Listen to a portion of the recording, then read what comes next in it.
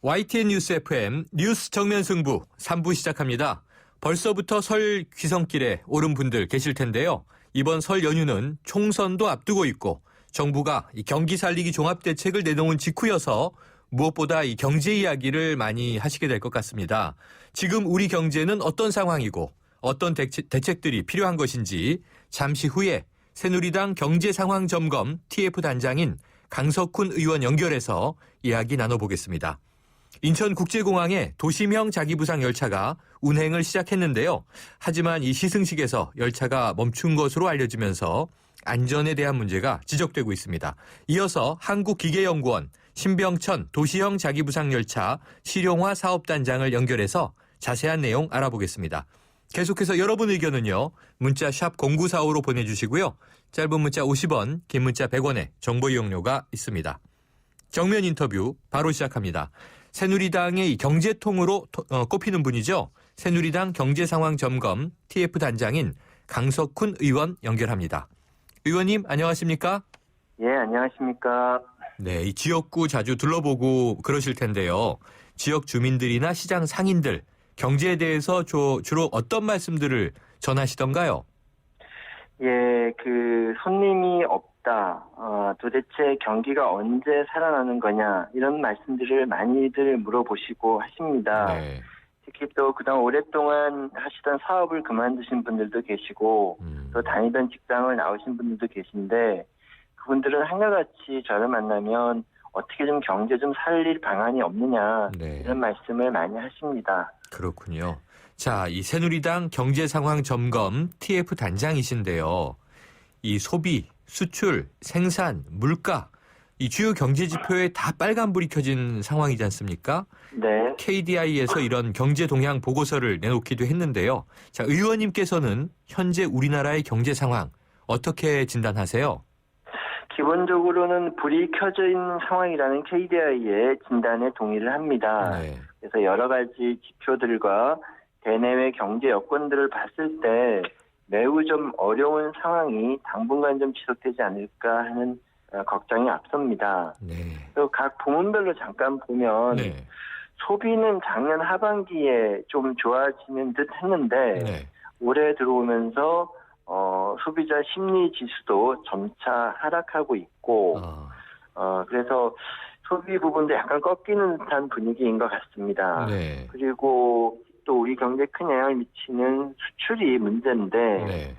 지난 6개월 놓고 보면 그중에 4개월이 두 자릿수 이상 수출이 감소를 했는데요. 네. 특히 금년 1월에는 18.5%라고 매우 큰 폭으로 감소를 네. 했습니다. 그리고 물가도 지금 거의 0%대로 다시 주저앉아서 디플레이션에 대한 우려도 커지고 있고 이에 반해서 해외 경제 상황도 매우 녹록지 않아서 네. 다른 나라들이 마이너스 금리까지 갈 정도로 세계 경제도 매우 안 좋아서 대내외 경제 여건이 아주 안 좋은 상태다라고 말씀드릴 수 있겠습니다. 네, 정말 이게 한숨을 내쉴 수밖에 없는 상황인데요. 말씀하신 대로 지난해 말 내수가 좀 살아나나 하다가 지금 이제 소비 심리가 좀 꺾였다라는 우려 전해주셨는데, 자, 우선 내수 회복 올해 어느 정도까지 가능할 수 있을까요? 예, 이게 상반기에는 이제 정부가 또 재정을 조기 집행하고 공기업들의 투자들을 앞당긴 등의 방식으로 상반기에는 어느 정도 정부가 내수를 회복을 네. 좀 지탱할 수 있을 것으로 보이는데 하반기가 되면 어떻게 될까 좀 걱정이 좀 됩니다. 네. 그래서 하반기에는 정부의 재정 지출 집행이라든지 또는 이걸 대체할 수 있는 새로운 어떤 내수 회복 정책을 찾아내야 될 숙제를 가지고 있습니다. 네. 자, 또 수출 부진 심화되고 있는데요. 네. 어제 이 산업통상자원부 우태희 2차관이 이 29개국 상무관들과 수출 전략회의를 했더군요. 그런데 네. 이 수출 부진의 원인을 외부 충격뿐만이 아니라 이 국내 주력 산업의 경쟁력 약화, 또 중국 시장에 대한 지나친 의존도, 석유화학 네. 등 소수 품목 집중 현상 이런 걸 원인으로 꼽았는데 의원님 어떻게 보셨어요? 예, 크게 큰 틀에서 동의를 하는데요. 네. 지금 수출 부진 문제는 순환적인 요인과 구조적인 요인이 같이 있다고 보여지는데 네. 순환적인 요인이라고 하면 세계 경제가 좋아지면 우리 수출이 좋아지고 나쁘면 안 좋아지고 이런 걸 이제 순환적인 요인이라고 하는데 네. 현재는 세계 경제가 매우 안 좋기 때문에 우리 수출이 어려운 거는 그거는 당연한 것인데 네. 여기에 덧붙여서 이제 걱정이 되는 것은 우리 수출이 구조적으로 좀 경쟁력을 잃어가고 있는 거 아니냐 하는 부분이 네. 사실은 많이 걱정이 됩니다. 그래서 우리 주력 수출품 중에서 상당수가 중국이랑 거의 경합을 많이 벌이고 있는데 네. 그동안 우리가 여러 가지 기술 우위나 가격 우위나 또 품질 우위 이런 걸로 버텨낼 수 있었는데 네. 지금은 대부분의 품목에서 중국이 거의 턱 밑에 쫓아와 있거나 일부 품목의 경우에는 우리나라를 거의 앞선 지경에 와 있기 때문에 네. 이런 우리 제품의 경쟁력을 높이지 못하면 향후에 세계 경제가 좋아지더라도 수출이 따라서 안 좋아질 수 있는 이런 위기 상황인 것 같아서 네. 현재 우리 상품의 경쟁력을 높이기 위한 또 대대적인 어떤 혁신 작업이 필요하다고 봅니다. 그렇군요. 자, 경제 전문가들은요, 이 내수보다는 수출 확대에 힘써야 한다 이런 의견들을 내놓고 있던데요. 네네. 그렇다면 이 수출 확대 부문 어떤 정책들 고민해야 한다고 보세요? 예, 수출 부분이 지금 아까 말씀드렸듯이 세계 경제가 안 좋아서 우리 경제가 안 좋아지는 부분은 우리 수출이 안 좋아지는 부분은 어쩔 수 없다고 하더라도 네.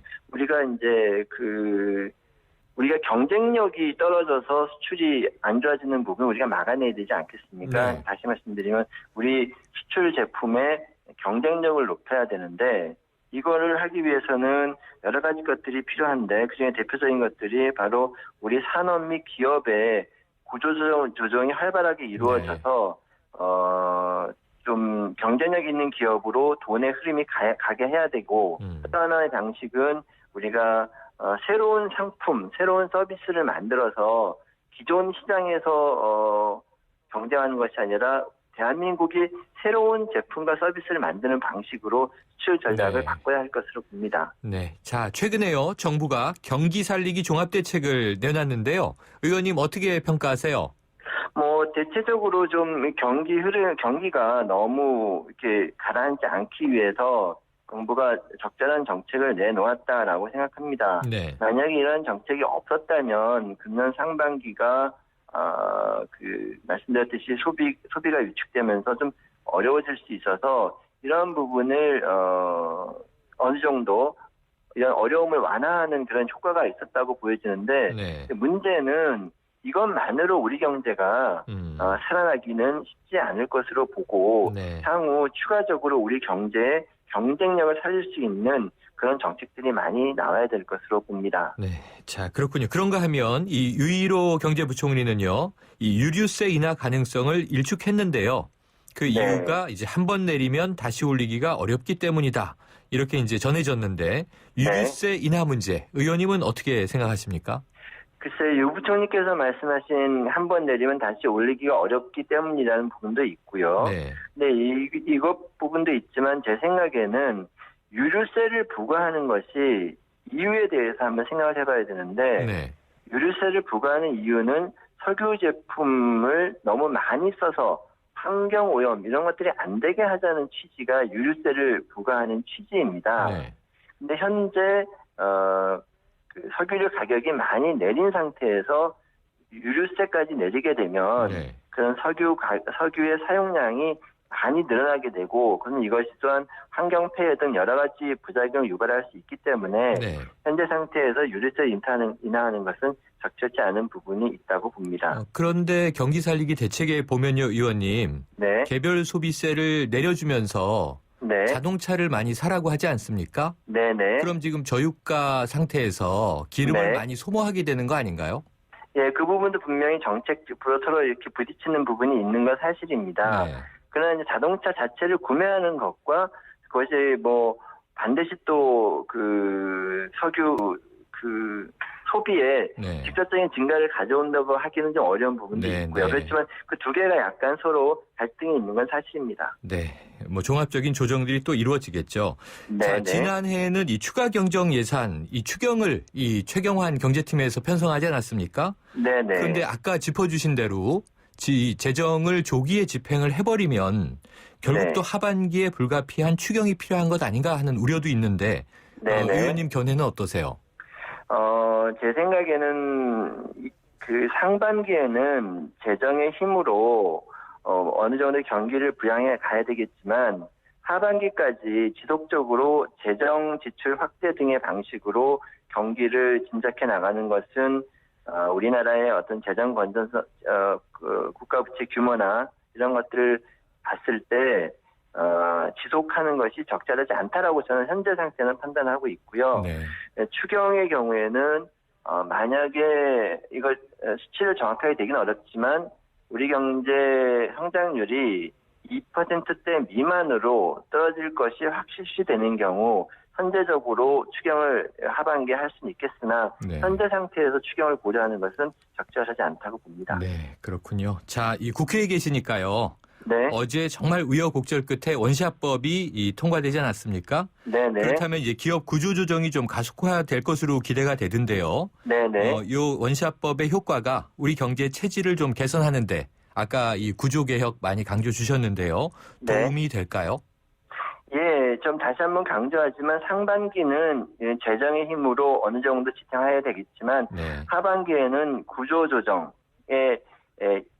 효과로 하반기 경기가 살아나야 된다고 생각하고 네. 이를 위해서는 산업 및 기업의 구조조정이 매우 필요한데 이번에 통과한 원샷법은 그러한 산업 및 구조조정을 하는 데 있어서 매우 유용한 수단이 될 것으로 기대하고 있습니다. 네, 알겠습니다, 의원님. 오늘 말씀 감사합니다. 예, 감사합니다. 지금까지 새누리당 경제상황점검 TF 단장인 강석훈 의원이었습니다.